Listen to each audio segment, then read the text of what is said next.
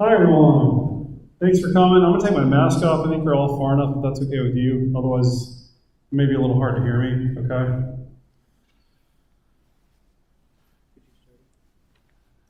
Yeah. It's not working? Okay.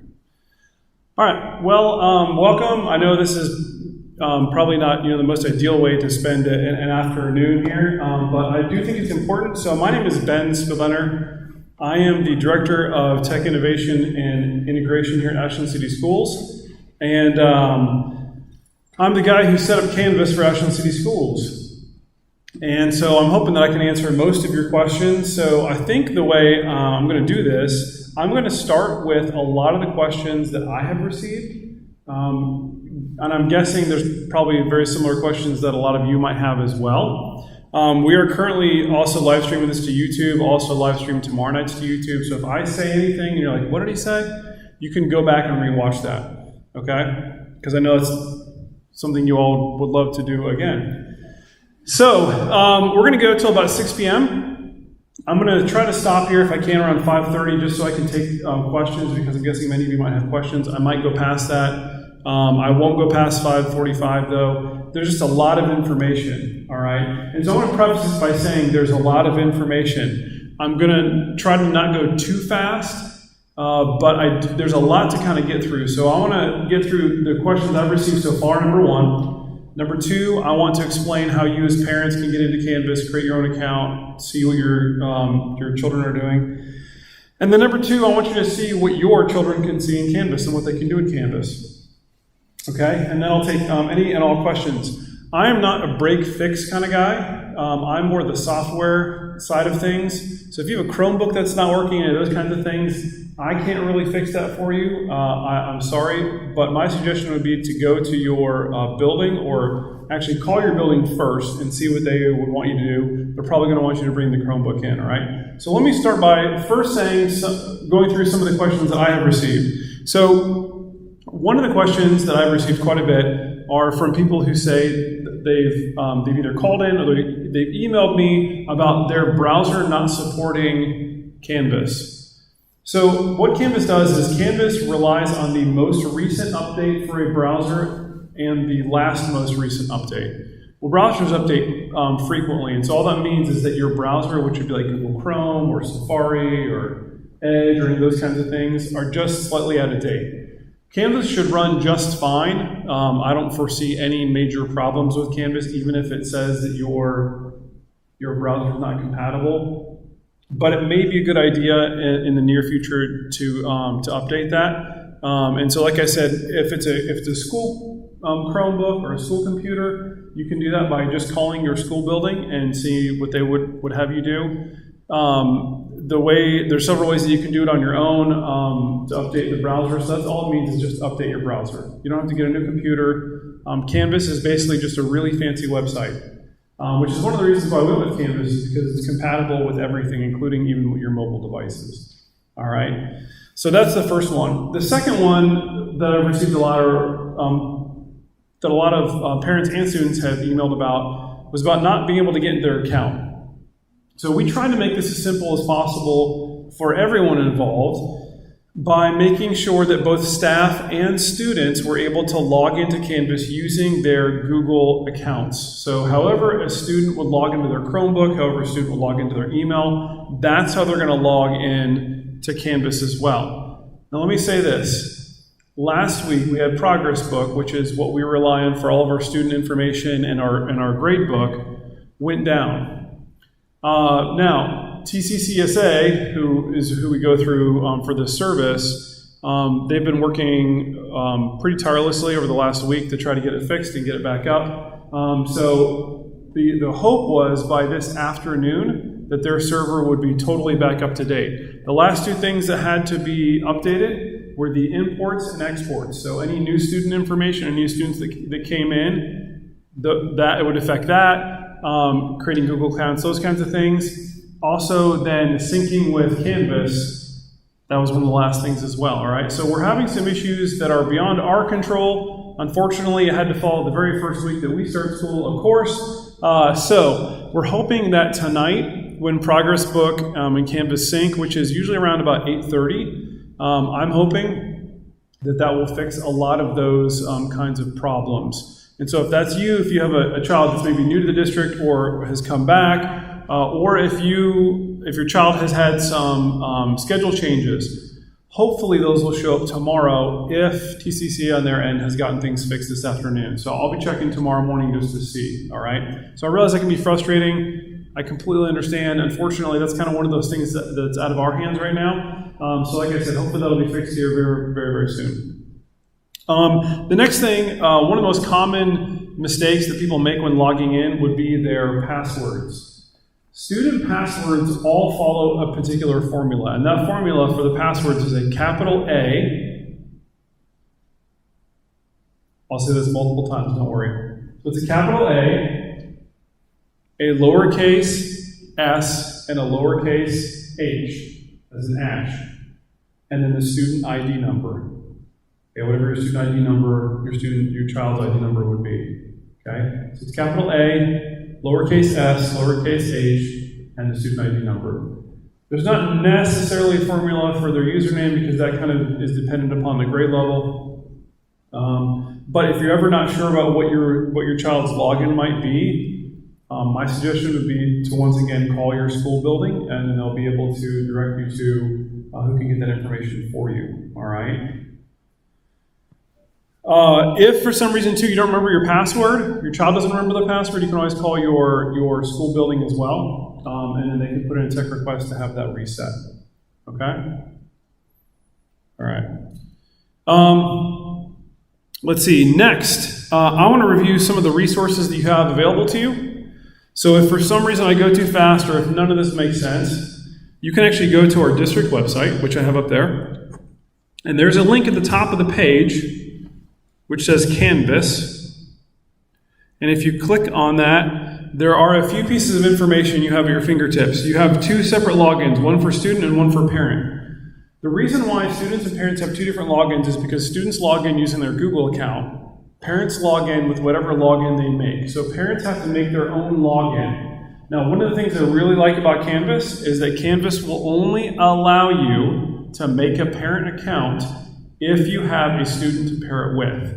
It's a really nice safety feature, all right? So another reason why we went with Canvas is because Canvas is incredibly safe, both safe with your children's information as well as safe in terms of not letting other outside people in to be able to interact with your children, all right? It really is a closed system. Only Ashland City School children and staff actually have access to Canvas.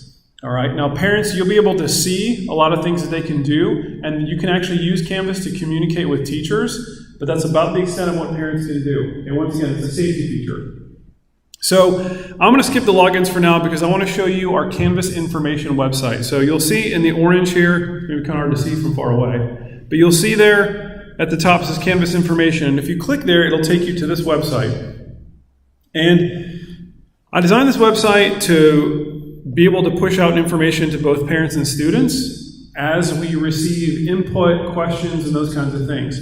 So some videos I made, some videos are made by Canvas, some videos are made by outside people, but all the videos are designed to show you how to do things in Canvas, how to see things in Canvas, and then we also have several documents in there as well. So first we have the Canvas parent login. That's just a button you can click on, and that'll take you to the login, and we're going to do that here in just a moment. But then you see several videos. This first video is actually by Canvas, the company. And Canvas is just what we call a learning management system. All right, so last spring, a lot of teachers maybe used Google Classroom. That's predominantly what we use because that's the best thing that we had available to us. Well, Canvas is here to replace Google Classroom. Think Google Classroom on steroids. All right. What Canvas does is it allows us to do a lot more. It allows us to see a lot more. And I know one of the big changes this year is that remote learning looks very different now than it did in the spring. All right. Part of those are state mandates. There are certain pieces of information that we have to get and that we have to be able to show to give kids credit for remote learning. Part of that is we learned a lot over the spring. We learned what worked and we kind of learned what didn't. And so the goal is to try to implement all of those kinds of things into what we're doing now, all right? The other big difference is that we actually had some time to be able to plan this out a little bit. In the spring, we had very little time to be able to plan anything out, kind of flipped the switch and ran with it. And so we kind of had all summer to work through how this might try and look. So because of all those differences, we decided to go with a brand new learning management system, which is more of like a long-term solution.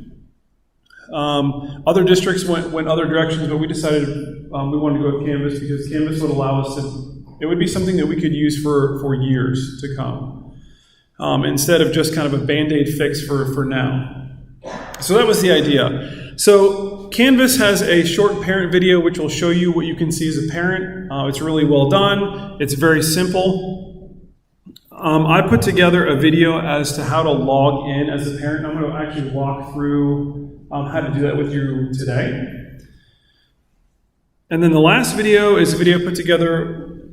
Canvas has 3 separate apps. All of them are free. There's a Canvas teacher app, there's a Canvas student app, and there's a Canvas parent app. And all 3 do 3 different things.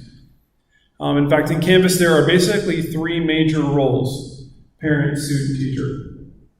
And so this video will walk you through downloading the app, how do you get it set up, and those kinds of things. The really great thing about having the app on your phone is that you will actually get announcements and notifications to your phone, the same announcements that your own children would get. And I know this because I have 2 kids in the system. I paired both my kids with my parent account, and I've already started to receive announcements.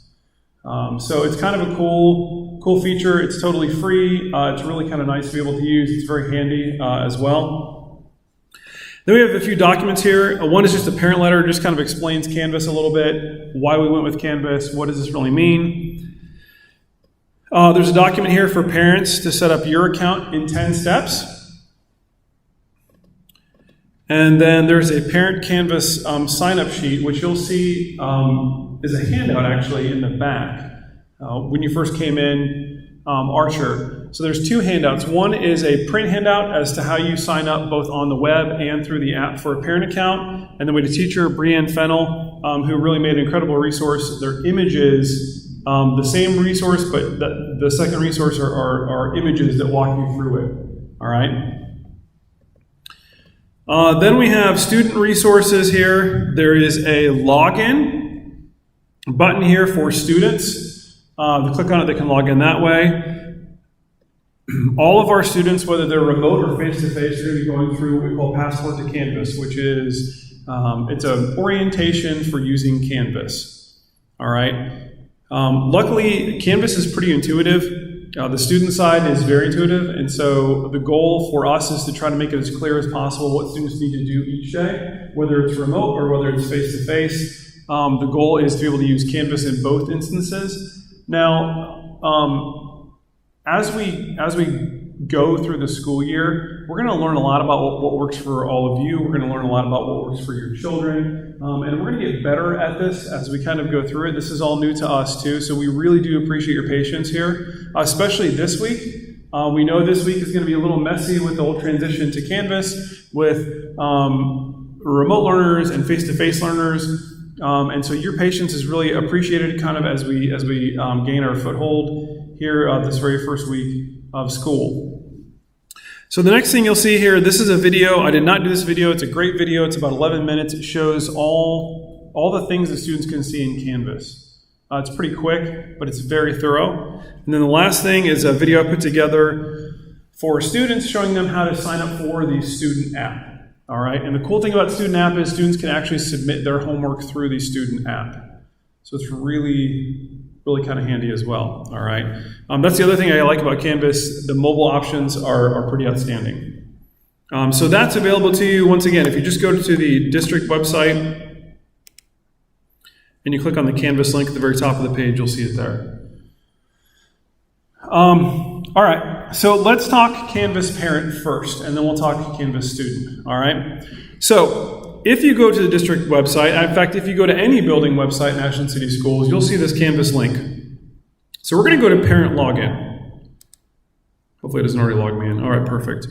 When you go to parent login, you will see this screen. Okay, students will not see this screen. Two separate logins, they look totally different, all right?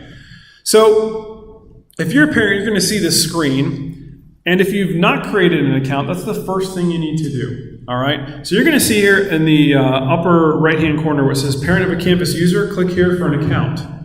It is set up so parents create their own account. So if you click here, it's going to ask you for some pieces of information. It's going to ask you for your name, your email, and this is the email that they're going to use to contact you for notifications, those kinds of things. It's going to ask you for a password. It's going to ask you to re-enter the password, and then it's going to ask you for a student pairing code. This is one of the most frequent questions I have been asked over the last week. What in the world is a pairing code, and how do I get one? That's a great question. I don't give out pairing codes. In fact, the school doesn't give out pairing codes. Canvas actually will give you a pairing code. So in every single one of your children's accounts, if they go into their account and their settings, they're going to see a little button that says Pair with Observer. I'm going to show you what that looks like, okay? That's where you get it. In fact, if you click right here, it says, what is a pairing code? It'll actually walk you through what a pairing code is. All right, now it's a whole bunch of clicks and all those kinds of things, so I'm going to simplify all of this. All right, so I'm going to go ahead and get out of here. So when you're signing up as a parent, you need to make sure that you have your children's pairing codes. Now, before I show you how to get a pairing code, you need to know a few things. Number one, for every parent that wants access to their children's information on Canvas, they need a separate pairing code. All right, so for example, I have 2 kids. So I need a pairing code, my wife needs a pairing code, okay? Now, your children can have up to 10 pairing codes, I believe, all active at one time. So if you want grandparents, if you have multiple families, all those kinds of things, there's no shortage of pairing codes, but every single time a pairing code is used, only one person can use that. And then your child will have to go back in, click Pair with an Observer to get another code. Okay, it's pretty simple. So I'm going to show you how to do this. So you just need to make sure that you have your child's pairing code before you do this. And just remember, you can't use the same pairing code twice. So they just have to, once the first pairing code is used, they just have to go in and generate another one by clicking Pair with Observer. Okay, clear as mud? All right, perfect. Okay, so I'm going to get out of here. I'm going to show you how to get a pairing code. So I'm going to go ahead and log in. All right, my login is going to look a lot different than your children's login. Actually, let me rephrase that. It really isn't going to look a lot different. The courses and things that I have here will look different, but the setup is exactly the same. All right, so let me first show you how you get a pairing code. I'll show you what you can see as a parent, and then I'll jump in and show you what you can see as a student, okay? So I'm going to go to my account, and I'll show you this. So all your children have to do is they have to go to their account, all right? And they can do this in the app as well. So they just click on Account, and then they click on Settings. And then when they do, there's going to be this little button here on the far right-hand side that says Pair with Observer. If you click that, it will generate a code for you. All right?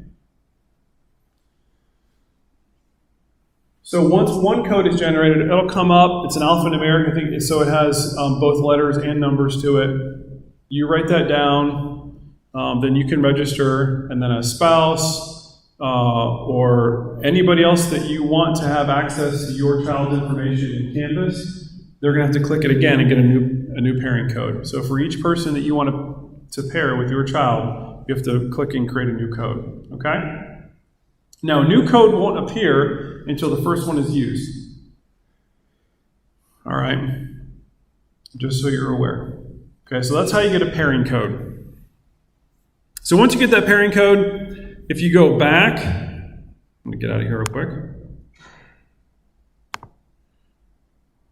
So once you go back and you input that pairing code right there, you click on Start Participating. It will show you a view that looks very much like what your own children are going to see. So once you click Start Participating, it's going to jump in to what looks like this view. It'll look a lot like this. You'll see all of those are called cards, course cards. You'll see all of those course cards for all of your for your children. And then you basically click on a course card, and then you can see information about that course. So for example, if I go to the Ashland High School course, so those of you who have children at Ashland High School, actually any of the schools, you'll see every single school has their own course page, and that's for principals to be able to push out information, push out announcements, and those kinds of things, okay? So if they click on Ashland High School, if you click on Ashland High School, you'll see just a header right here, all right? If you click on announcements, you'll see the announcements that have been made so far, all right? Now, the only limitation really is that you can't interact as a parent. You can't go in and see their assignments. Now, you can see what the assignments are, and you can see how much they're worth, but you can't actually click on the assignment to see what it is, okay? And so a lot of teachers are going to use what are called modules. So that's the next thing down here. They're going to use these things called modules. And the best thing, I guess the best way to explain a module is as a folder. It's pretty much a folder where information is stored. So it's a folder of where all the assignments are. So some teachers might design it so one module is a day. Some teachers might design it so one module is a week. Some are going to use a module for a whole unit. It kind of depends on the class and the age level, all right? But this is a module. So you'll see the top gray part is the name of that module, and then the information below is what students need to complete.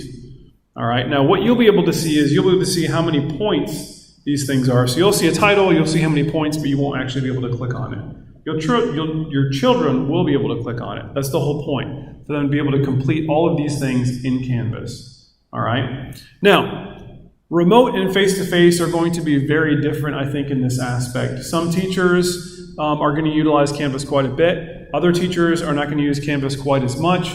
Of course, use of face-to-face versus remote are going to vary quite a bit. Obviously, this is the learning management system for everything that is remote. So if you have children that are remote learners, this is what they're going to see. All right, this is what they're going to work through.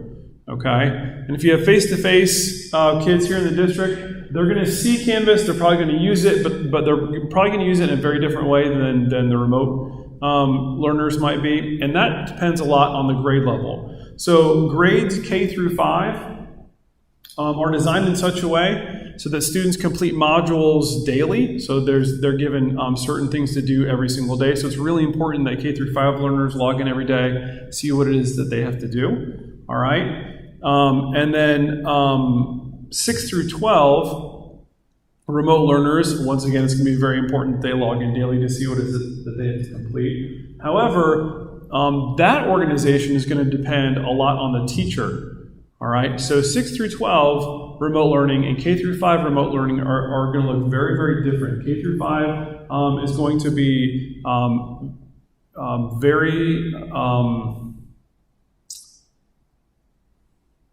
it'll be very easy to navigate because you'll only see a few things in there, if that makes sense. So once you log in, you should see your building page, you should see a remote learners page, a remote learners course that you click on, and then it should be very easy to navigate through there. Our older remote learners are going to have multiple courses to click on for every single day. All right. Of course, there's the older remote learners are going to be a lot more independent as well. So the idea for our younger remote learners was to try to streamline it a little bit so that way it'd be a little bit easier for parents and students to be able to follow. Whereas our older remote learners can be a little more independent. It's a little more focused on individual kind of content areas, just like their normal kind of day-to-day, face-to-face learning might look, if that makes sense. All right. So you're going to see two kinds of remote learning here as we go through this. And like I said, we're going to get better at this as we go, as we learn, as we get feedback from all of you for what it is that you need as well. All right. So what else can you see as parents? You can see modules. You can see discussions. So we have discussion boards in Canvas that your students can participate in, your children can participate in, and you as an adult can see what it is that your children post. You can also, if you click on assignments, you can see what the assignments are. You can see how many points they're worth. You can see when they're due, but you can't actually see what they are. All right. You'll be able to see their grades, and these grades will sync with Progress Book. There's one little bugaboo here. So grades K through 5, because of trying to streamline it and make it a little bit easier for those younger learners, K through 5 grades don't automatically transfer over to Progress Book. So the idea here is we're going to transfer those grades manually over to Progress Book. So the idea would be to check Canvas for those grades. Canvas should be the most up-to-date. For our older learners, 6 through 12, It could be a combination of the two. It could be just Canvas. It could be just Progress Book. So your children are going to kind of have to make sure that they understand what their individual teachers are going to kind of be working through here, especially this first year as we kind of learn Canvas. It's going to be kind of a combination of the two. All right. Next, let's see. They can see pages, so can you. So for example, if I click any of the home pages, all of you can see. And every single one of the home pages, parents, this is going to be really important. So let me show you this real quick. All of our home pages have basically the same pieces of information on them. And the reason why we did this is because one of the pieces of feedback we got in the spring was that parents really wanted something that was consistent, that they knew where to find information, they knew how to find it quickly. And so you'll notice for every single one of these, you'll see that they have information that is by the teacher, all right? So you'll see that they have contact information here, they have the teacher name, they'll have a profile picture of the teacher or a picture of their teacher. They'll have a school email to be able to contact a teacher, a school phone. They'll have some kind of availability here for their office hours. They'll have course expectations, and then they'll have some variation of these buttons. Like I said, this is going to depend on the grade level, but they'll have some variation of these buttons. Well, they'll have a weekly schedule where they can click on. So some places say weekly schedule, some places say schedule, some places say weekly organizer. But the idea is there's some place where they can go where they can see what it is that they have to get done daily. The next thing they'll see is learning modules. Some teachers have this, some teachers might not. Of course, those learning modules are just those file folders in order to be able to find different pieces of information. Class resources here. This is basically a way for our teachers to be able to share resources with our learners. These are going to be links to other websites that our teachers may be using. I've already put things in there like access to their Gmail, access to the various building websites, so some of those quick links that might be helpful for them. And then the last thing here, you may or may not see this, and this is just a link to a class discussion board where students can ask questions. So not every teacher will have every single one of these buttons, but you'll see variations of these buttons with the same pieces of information. So you'll see at every homepage there's a place where you can go for a weekly schedule. There's a place you can go for links, and generally there's a place to go for parent information, or in this case, class discussion board. Okay? So that's the idea. So you'll see that on every single one of the teacher's homepage, regardless of the age level, regardless of the building. You should see all those pieces of information. All right? And your students will have access to that as well. Okay? So the other thing you need to be aware of as a parent, you actually have access to the calendar. So once you pair with a child and you click on calendar, you will actually see the due dates of things that your child has to complete in one kind of neat space. All right? So this is kind of a neat way to be able to see stuff that's coming up. You'll also have access to something called the inbox here on the right-hand side. And what the inbox is it basically looks a lot like email within Canvas. Now, it's not email, it's just a messaging. They call it conversations, but it's an opportunity for you to be able to talk with your teacher, to be able to message your teacher, and for them to be able to message you. It's a chance for them to be able to message your child message them.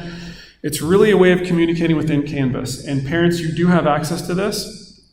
This is a great way to communicate with your children's teachers as well, okay? And the last thing is the help menu. The help menu is where you might go if you see that you're having some problems, those kinds of things. Something's not working the way that it should. We have that available also. All right. And so these are the basics, basically, of Canvas. So students will be able to submit assignments. They'll be able to take quizzes. They'll be able to participate in discussion boards. They can do group projects. All of the Google suite that we've been using the whole time through Ashland City Schools over the last 5 or 6 years, all of those will be utilized within Canvas. And so a lot of things that your children have been doing over the past few years, we just integrated right in. There's even a lot of outside resources that we've been able to pull into Canvas as well. Things like spelling to new vocabulary, Edulastic. There's just a lot of outside resources. We just got one called Kami. And what this is it's a PDF annotation app that is built into Canvas. And so I'm going to work on getting that installed here over the next few days. So basically next week, any PDF that your child would open, they can actually annotate right in Canvas. So they can type on it, they can, if they have a mobile device, they can like draw on it, all those kinds of things. All right, so that's pretty exciting. And we knew that was a huge ask for the teachers, a huge ask for the students. I know that parents wanted the ability to be able to open up those PDFs a little bit easier, so it was a little less cumbersome, so you don't have to take photos of things and submit the photos and all that kind of stuff. So this is one way to kind of make that whole process a little bit easier. All right. So I guess the last thing I want to say as I finish out here is that one of the main reasons why I went with Canvas is because it gives us the opportunity to do things in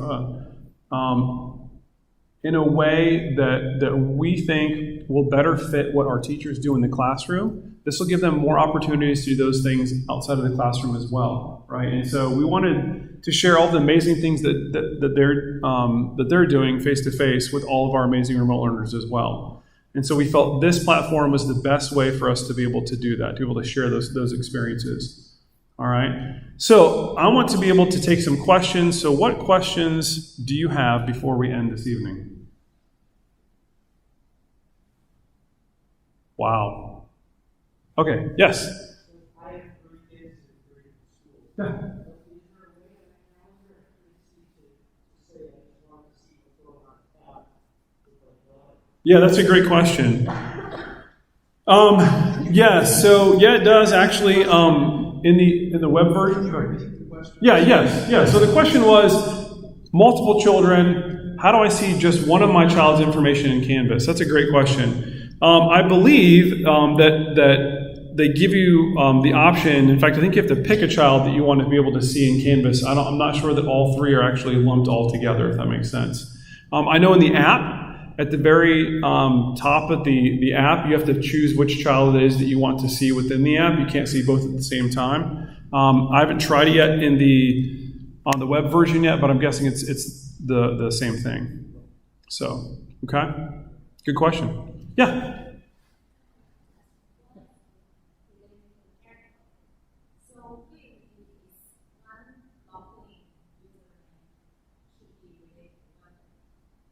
Correct. Well, no. So you can pair as many children with one parent login as you want.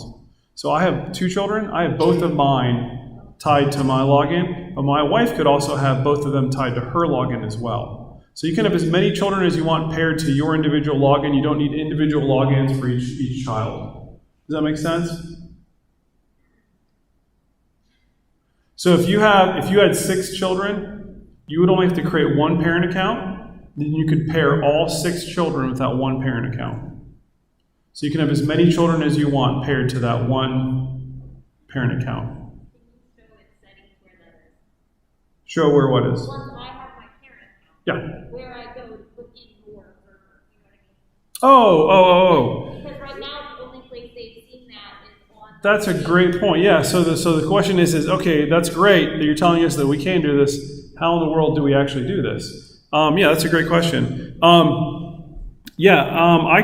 I'm not sure that I can pull it up on the web here. I guess I can explain it in the app for now, and then what I'll do is I'll put out a video, actually, because I think this is probably something that's a lot of people have a question about. So what I'll do is I'll work on this week putting out a video how to add multiple children to one parent account. Does that make sense?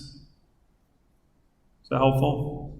Did I answer your question? I don't know if I answered your question or not. I was just trying to help you. Yeah. Did I answer your question?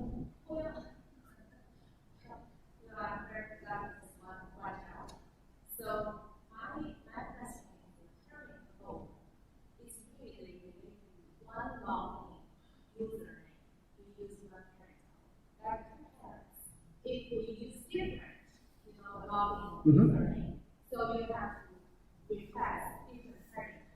Yes. Okay. Yes. I went about it the other way. Correct.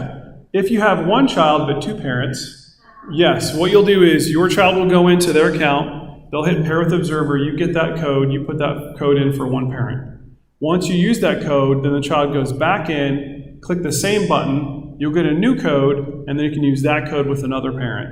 And if you want a grandparent, you could have them go in. Hit the same button, get a new code, and they can use that with someone else. They can do that up to 10 times. of the 10 people? Good question. Sorry about that. That's really confusing. Yeah, the second question about the progress. So now the progress book is being used in all of the actions in the school website and have a progress book and log in. Whatever, we have to set, the login, different for campus to review their progress book or with students, whatever we see for. Okay, that's a great question. So, so the idea here is as a parent, you had a way to log into ProgressBook to see your students' progress. How do you do that for Canvas, correct? Yes. Okay, good question. So the way you do that with Canvas is you still have to create an account for Canvas no matter what. Once you log in with that account that you create, if you click on grades, you can see their grades in Canvas. Now, it depends on the teacher actually as to how this is going to go and depends on the grade level. So grades K through 5, if you're a remote learner, the grades are not going to automatically carry over to ProgressBook. Those are going to have to be manually put in. They will be, but those will be manually put in. For K through 5, the manual grades won't be put in until the end of each grading period. So as a K through 5 parent, you're going to want to check Canvas for the most up-to-date grades. Okay? If you have children that are 6 through 12, that may depend on the teacher. So I think we're going to have several teachers that will use just Canvas to put their grades in, and then those grades will automatically carry over to ProgressBook. You may have the same login to ProgressBook that you had for Canvas. It all depends on how you set up Canvas, because you have to set up a login also for ProgressBook too, correct? You set up, I know because I set up for my own kids. So yeah, so you have to set up a parent login for ProgressBook, and very similar we have to set up a parent login for Canvas. Those two logins don't talk to each other. So there'll be two separate logins. I mean, you can make the same login if you want to. The other trick to this too is it's going to depend on the teacher from 6 through 12. Some teachers may use just Canvas to do all their grades, so maybe all you have to do is check Canvas. Some teachers may use just ProgressBook, so you might have to check just ProgressBook, and some might do a combo of the two. I think this will become less messy as the year moves on and as teachers discover what it is that it's going to work best for them and for their students. So I wish I had a better answer for you at this moment, but I think it could be one or the other or a combination of the two. So what I would do is I'd just have your child just ask your teachers, hey, what do you think you're going to use? And I mean, that answer may end up changing. We may have some teachers that may decide to use ProgressBook to start, and as they get more comfortable with Canvas, they might move into Canvas. So it's going to be a little fluid, I think. Yeah, if that makes sense. Like I said, as we get better at this, as people get more comfortable using Canvas, even as parents get more comfortable using Canvas, I think we'll probably do more and more on Canvas. So, yeah. The answer to the app on how to add a student. Yeah. It is under the, not settings, but it's the option, the little hamburger. It is called Manage Student. Then another way of getting there is when you have your child's information set up, there is a little drop down arrow there. And when you select that, it also has Add Student. So that's how you add additional students to the parent app. Thank you. Yeah. All right, so to add students to the parent app, there's a Manage Students button that will allow you to add more parent codes. And then, of course, for as many, you can add, I think, as many parent codes. I don't think there's a limit on the number of parent codes a parent can use. Maybe there is, I don't know. I know there's a limit of parent codes. When I had to do this, I had to make sure that my child's login was on for parent, for my phone to parent. Oh, Account. okay. And then when I did it on the web version, I had to do 2 windows back to back because I noticed that those parent codes time out. And Yeah. it will tell you when it times out that you need to get a new parent code, and you just click on it to refresh, Okay. and then it gives you a parent code and you put on it. Okay, thanks. And that's a security thing. I only know because I work in IT too. Oh, nice. They told us it would take 7 days for a pairing code to no longer be good. I'm guessing it's a lot It was less. like 5 minutes because I was. Oh, okay. All right. So maybe it's a short time. Yeah. So Like having a parent and different windows of the same computer. It kept logging them out. yeah, my suggestion would be to write down the pairing code and just pair as quickly as possible. But yeah, I made it work. yeah. It's gonna work no matter what. What other questions? Yes. Does Canvas do everything Progress does? That's a great question. It doesn't and it does. I mean, it doesn't. So what Progress Book is called, it's called a student information, or like short for it is called a SIS. What Canvas does is, in order to protect your children's information, it doesn't pull all of their information into Canvas. It only pulls the gradebook information, which is basically their student ID number, their name, their grade level, and like the section and course numbers that they're actually a part of. Otherwise, it leaves. I think it leaves everything else in Progress Book. I know that it doesn't pull over all the information that's in Progress Book about them, and so Canvas is not a student information system. So we have to have a student information system which keeps student information secure, allows us to report to the state, those kinds of things.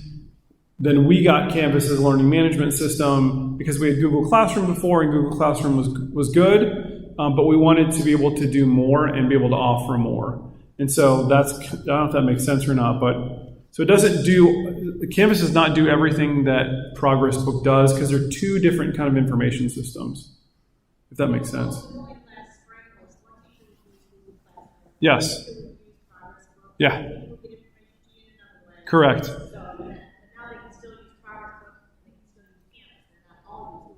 Correct. Well, the goal is for all teachers to use Canvas, but in terms of the grading portion of it, that's correct. And the reason why we're doing that now is because we're all learning as we go. And for example, this first week, because of Progress Book server being down and it being out of our control, even if we wanted to sync grades, we haven't been able to yet. And so we're trying to figure our way kind of around all of that as we go. So I think, like I said, as we go, I think we'll probably rely more and more on Canvas. Yeah, but for now, we're trying to rely both on the systems that we know that work and the systems that we've used before, as well as kind of these new systems. So it's kind of a merging of a lot of information into one system as much as we can. Any other questions? Yeah, in the back.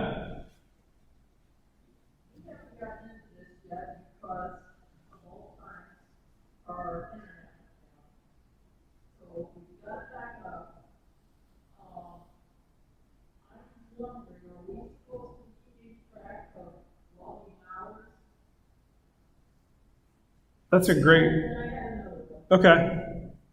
I'm just curious as to how it's going to do with phys ed or art, or how does that work in this remote learning? That's two great questions.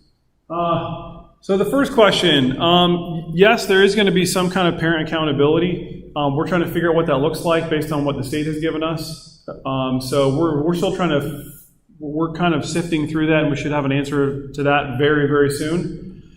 So that's a great first question. The second question was, what do we do about specials like art and PE and those kinds of things? We're also kind of in the process of figuring out what's going to work best for our remote learners face-to-face. They've figured out a lot of ways to be able to social distance and still do a lot of those things. But for remote learners, we're trying to figure out some more creative ways to still be able to bring those opportunities to them as well. And that's going to depend a lot on the grade level too, I think. So once again, that's something we're trying to work through as quickly and efficiently as possible, and still be able to give the best experience to the students of Ashland City Schools. So good questions, great questions. Yeah. After the school season is over and during summer months when this will be dormant for most students and parents, will this account still stay active, or do we have to review it in the next week? No, good question. These accounts will stay active as long as your student is still an Ashland City School student. Their accounts will be active all throughout the summer and everything. Correct. Yeah. In fact, one of the advantages to using Canvas is that students could, or parents actually could, and your students are not going to like me for telling you this, but over the summer, if the whole idea of the summer slide, one of the great ways to be able to combat that is to have students kind of work back through maybe some of the things that they would have done in Canvas over the course of the year. I'm sure they'll be super excited about that over the summer. But that is an opportunity. That's another great reason why we actually chose Canvas as an LMS. Good question. Any other questions? Yeah.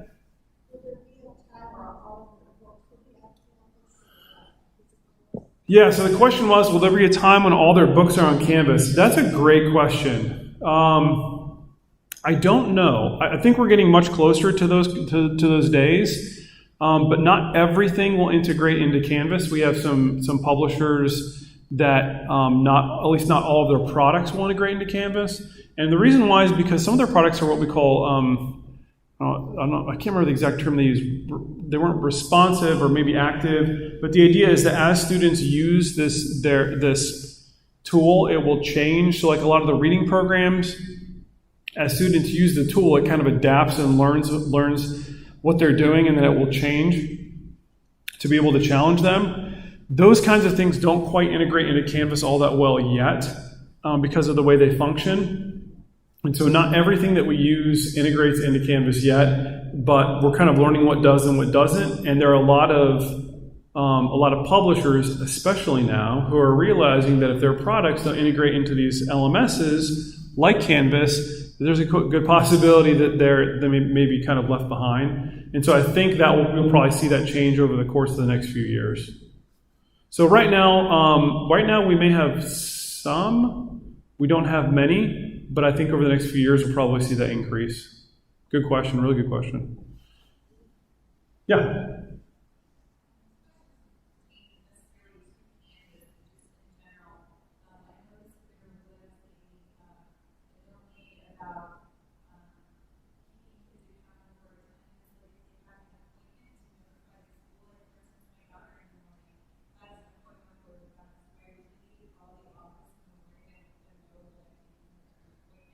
Is she a remote learner? Yes. Then I would probably say no. I don't know, Mr. Packard, I'm sorry to put you on the spot. So we have Mr. Packard, our high school principal back there. I don't know, can you better answer that, Mr. Packard? Sure, I would say, not necessarily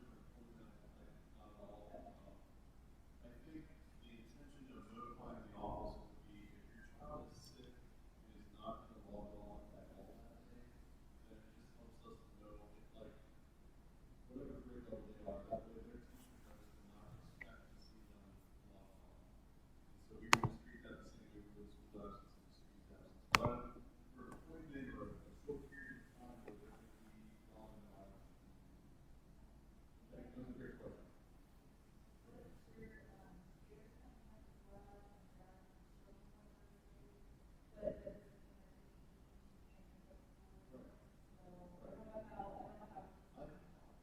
Yeah, I think it's going to be a judgment call on the part of the parents. Like, in that fair, that's a great example of, so you have kids showing up there, and they're going to be able to work in the evening, not during the day, and we want to be flexible with that too. So if your kiddos can work during that day at all evening, and get done what they need to get done, then that's good. Many of you repeat that. Be helpful. So the question was, if we have a remote learner, do we need to call the office about, various appointments and those kinds of things? The answer was, for those kind of for any kind of shorter appointments, that's not necessarily the intent. Was just to make sure that kids are logging in each day, make sure they're getting done what they need to get done in a fairly timely manner. So is that a fair summary, Mr. Packard? Okay, that's a great question, really good question. Yes, in the back. I've been looking at online preschool, and the one that I checked last, they have the entire class boarded. They're not doing any live interaction. What is it with your school? That's a great question. I don't know about the preschool itself, but I can tell you that classes are probably going to be a combination, or could be a combination, depending on the grade level. I know there are teachers that are recording lessons without a class there. They're recording lessons with the class, and then there are teachers who are holding Google Meets. And that really does depend on the grade level, depends on the kind of the content area, those kinds of things. So we're doing a combination of all of those, I guess. I wish feel like I'm just giving you some terrible answers here, but that's the best I can pretty much do, because it's gonna vary a lot, but we're doing a combination of all three of those here at Ashland City Schools. So, okay. Other questions? Yes? Yep. Again, these online schools are required 5.5 hours a day, 1 or 2 days. That's a great question. We're requiring students just to be able to complete the work that has been set out for them by their teachers. That's the goal. And so I said the goal is for students. So the question was, a lot of online schools are telling students 5.5 hours, those kinds of things. So at this point, the goal, I think, is for students to be able to complete work that has been laid out for their teachers. I think you'll find that it's probably going to be close to that depending on the grade level and the content area once again. But yeah, in terms of having to stay logged into Canvas for 5.5 hours, that's not necessarily something that that has to be done at this point. The goal, like I said, would just be to work on getting things that teachers need that they've laid out for students to be able to work on. And that's probably going to change too and shift as we move forward and see what it is that students are completing day to day. What needs to be supplemented, and those kinds of things. I think will probably adapt and change along the way too. So yeah. I know your responsibility for the campus. Correct. So I don't want to take too far in the requirement side. Yeah. But on the requirement side, is there going to be a separate meeting or communication with the administration covering those things such as mandatory hours, phys ed, those things that schools say they need to have, but online obviously those opportunities will change. Yeah, correct. You want to handle this one, Mr. Packard? I came down to the front because I thought there might be. I'm going to hand it over to Mr. Packard. All right. That's a great question too. So the answer is yes. I think you're going to see in the coming weeks as we get better about this with all of this. We're going to continue to communicate with parents of our remote learners about those types of things. The reason I don't want to. I hope this is the light that I'm painting myself in, but it's not because we didn't think about that. It's because we were waiting on some guidance from the state of Ohio. And sometimes the guidance the state of Ohio gives you is not always the most clear right up front. So we're kind of sorting those things out. And as we work through them, again, we're going to be patient and flexible with our remote learners, but as we work through them, we're going to be more clear and we'll continue to have meetings. One of the things that Mr. Spielman and I actually already talked about was just maybe the need to have another check-in meeting next week with our remote learners to talk through some of those things and be more clear. And I think he gave a great answer with that 5.5 hours question. I was asked that earlier today too, and my answer was very similar.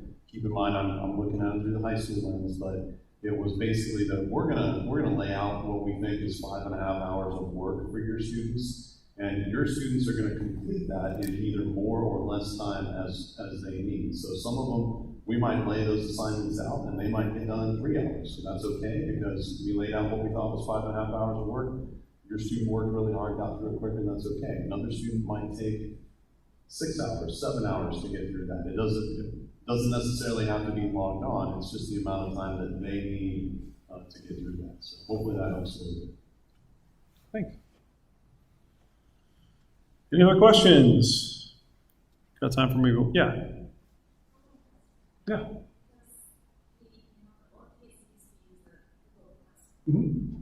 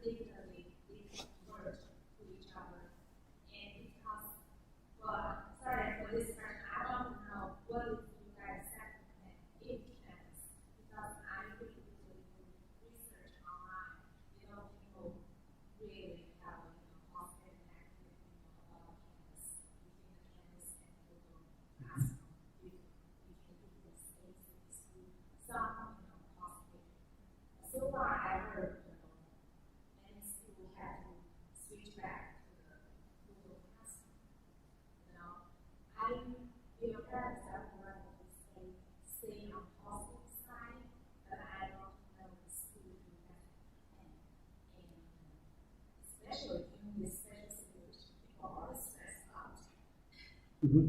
I'll take the first half. You want to take the second half? Beautiful. Okay. All right. So the first half, I'll take the technical aspects here of Canvas and Google Classroom. So let me say first, Mr. Packard and I are both huge proponents for bringing Google Suite to Ashland City Schools. Huge proponents. I love Google Classroom. The only problem with Google Classroom is that it doesn't allow us to get the kind of data that we need for remote learning. It gives us very little data other than really assessments. And assessment data is good, but for example, we can tell in Canvas whether or not a student actually watched an entire video. We can tell if they skipped parts of a video. We can tell when a student logged in. We can tell how many page views they've had of something. So the data that we can get from Canvas is pretty granular, and I'm just touching the very tip of the iceberg in terms of what we can do. So that's one of the main reasons. I love Google Classroom. I thought it was pretty cool. Canvas is more complicated, but there's a lot more that students can do in Canvas than they could ever do in Google Classroom. There's a lot more in terms of assessment. There is an entire there's an entire quiz builder designed to duplicate the kinds of questions students will see on state tests that Google Classroom or Google Forms just will not do. And so there's a lot of those kinds of features, I think. Canvas allows us to actually service remote learners. Google Classroom would have made that very difficult to do. We would have been a lot more limited in terms of what it is that we could have offered and how we could have offered students remote learning. And so I think those are all things. Mr. Packer and I, a number of us did a lot of research in terms of LMS. I have delivered, I don't even know how many trainings on Google Classroom and Google Suite. I just delivered 3 weeks worth of training to teachers for Canvas total. And what I will tell you is that even though Google Classroom may on the surface appear a bit easier to use in one respect, I think in another respect, it's a little more difficult because, for example, the first thing a student logs into when they go to Google Classroom is the stream. The stream is you can't organize it. It's not really well designed. It's not designed for students to be able to look at and see what it is they have to do. And so that's just one aspect of it. Whereas with Canvas, a kid will click on their course homepage and they can see right away kind of those pieces of information. And we can really design Canvas to look the way we want it. Whereas Google Classroom and those kinds of things, we were bound by Google. It's still a great resource. We just chose to go a different direction. Like I said, I think our goal is long term. We're not going to get away from Canvas anytime soon. So I don't know if you want to address the second part. Sure. That was a great question, Julie. I think Mr. Spillner answered that very, very well. Google Classroom is probably the best free LMS out there. It's just that Canvas is able to do so much more. And in addition, again, I'm looking at this from a high school lens. I know there's a lot of other grade levels in here tonight, but it's an LMS that's used by colleges. So it was used by our college partners, North Central State for our CCP, our College Prep Plus students. So there's a lot of benefits to our kiddos getting used to it early. As far as having a plan, so we purchased it for the year and I think beyond.